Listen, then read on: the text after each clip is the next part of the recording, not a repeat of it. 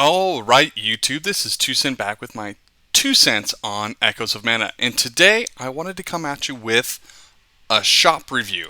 I'd kind of waited a little while on this for them to add some more things to the shop because when the game first came out a month ago, there wasn't a whole lot in there that I'd be like, oh, let's get that or this or whatnot. But now we have quite a few more options, and I'm really liking the shop now. Obviously, if you're a whale, you can, just click off. It don't matter. You're going to buy whatever you're going to buy. That's fine. What I'm really looking for is the folks who are the light spenders in this game that say, hey, you know what? I have $50 a month that I can kind of, spend on games or something like that. So, our light spenders, what might be the best bang for your buck going into the game? So, let's take a look up here. I started a brand new account just to make sure I had absolutely all the options available. I know there's still people who are downloading and starting this game out, so I wanted to make sure that we highlighted this 7 days only pack here. A free 4-star ally, and gives you some paid crystals and some free crystals. There's no difference really in the crystals in this game. They've said that they're not going to add paid banners. So, right now, I think it uses your paid currency before your free currency anyway, so take that, just as they're just saying, hey, you're getting this as extra in there according to whatever we value crystals at dollar-wise. So I do think that the 7-day pack is a pretty good one to get, especially when you're first starting the game out. Just kind of helps you get a little bit extra on your units at the start. So definitely, first off, I would get that at $24. I think this is a good buy. What I also think is pretty good is this one here as well. The memory gems, or the memo gem echo here is what they call it, this free one here. I think this is also a good one. It is more pricey though, but you do get some extra gems in it. So I would kind of teeter, if you're kind of like really in need of some memory gems, you can go ahead and look to pick this one up. The thing to mention about both of these is that they're only going to have the standard units or memory gems in them. Any of the new ones that have come out with Keldrick and the Acorn memory gem, or Kevin and the Howl at the Moon memory gem, are not going to be obtainable in these tickets. So if that's kind of what you're looking for and you're wanting to build your account around those, you might decide to pick up something else just to get the crystals rather than getting these little freebie pulls as well. So let's kind of look at some of the rest of these. If the game at the first start did not have any of these SP or AP pots in there, and now we're actually getting quite a few. However, you're still going to probably want to pick up some of these packs from time to time when big farming events come out and you may not have enough saved up and you really want to go hard on them. And I definitely would recommend go ahead and picking up one of whichever one you're needing. Most likely the SP over the AP is going to have what you're looking for. Mostly that's because the armor gems were kind of that our in-game thing about gearing up and getting the right stats for a gear requires that SP and not really so much of the AP. And we're just using that to farm story mode, which, yes, there is some gear that you can get from there, but you're going to be utilizing the SP more so than the AP. So if you're going to buy one, I would suggest buying the SP first. If you really find yourself in a bind, you can pick up some of the AP. Now, looking down here, we had some new packs added in, and this one has this sort of like Awakening Allies here. And I definitely think this is a pack that you should probably pick up. We've had very few opportunities to get this stuff. I'm only down to just 200 on my account after I've already picked this up. So that means that I can only 6-star 2 units right now. And so with this game, this is kind of one of those things that you might want to pick up new toys and try and play with them every now and then. And it doesn't matter if it's a 2-star character, a 3-star, or a 4-star.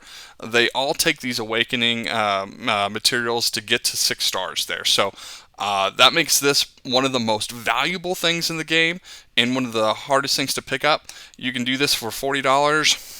That is kind of pricey, but it allows you to pick up those rare materials enough to max awaken somebody, and will give you almost 5,000 crystals for some pulling.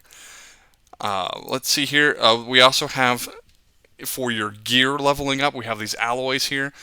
This is another good one if you're kind of there's an option here. You could go for the SP and the AP and farm your way to victory that way and get these things along the way.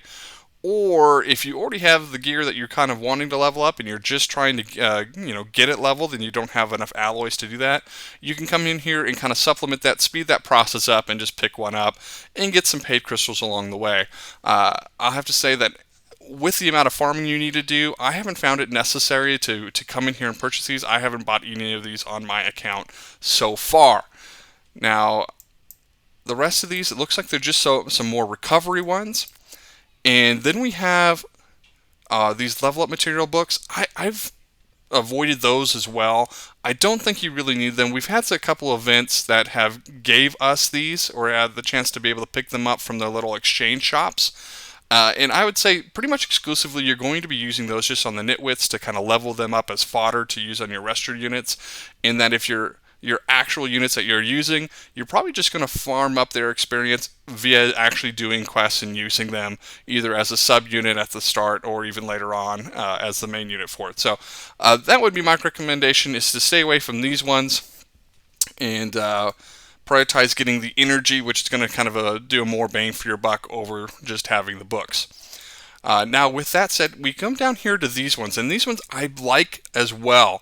When you're looking to go ahead and get a unit to 5 stars, here's enough 4-star fodder to go ahead and just right away and do that.